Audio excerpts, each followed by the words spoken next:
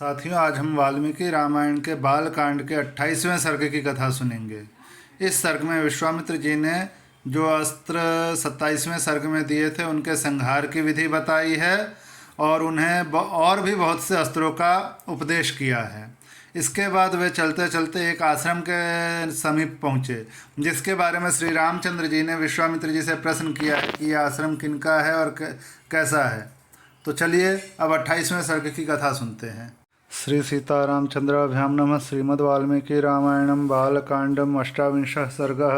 विश्वामित्र का श्री राम को अस्त्रों की संहार विधि बताना तथा उन्हें अन्यान्य अस्त्रों का उपदेश करना। श्री राम का एक आश्रम एवं यज्ञ स्थान के विषय में मुनि से प्रश्न। उन अस्त्रों को ग्रहण करके परम पवित्र श्री राम का मुख प्रसन्नता से खिल उठा था। वे चलते चलते ही विश्वामित्र से बोले, भगवान, आपकी कृपा से इन अस्त्रों को ग्रहण करके मैं देवताओं के लिए भी दुर्जय हो गया हूँ। मुनिश्रेष्ठ, अब मैं अस्त्रों की संहार विधि जानना चाहता हूँ।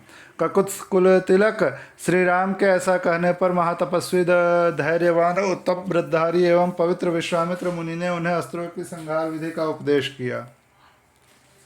तदनंतर वे बोले, रघुकुल नंदन राम, तुम्हारा कल्याण हो। तुम अस्त्र विद्या के सुयोग्य पात्र हो, अतः निम्नांकित अस्त्रों को भी ग्रहण करो।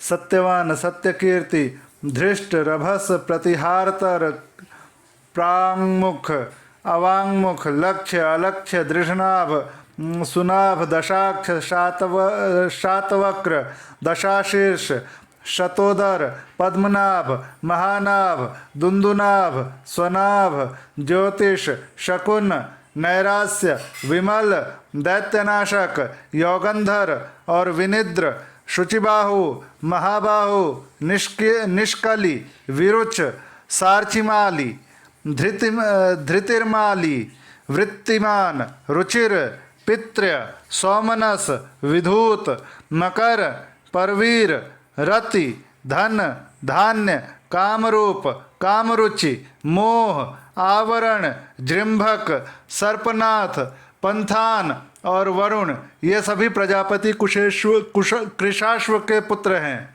ये इच्छानुसार रूप धारण करने वाले तथा परम तेजस्वी हैं। तुम इन्हें ग्रहण करो। तब बहुत अच्छा कहकर श्री रामचंद्र जी ने प्रसन्न मन से उन अस्त्रों को ग्रहण किया।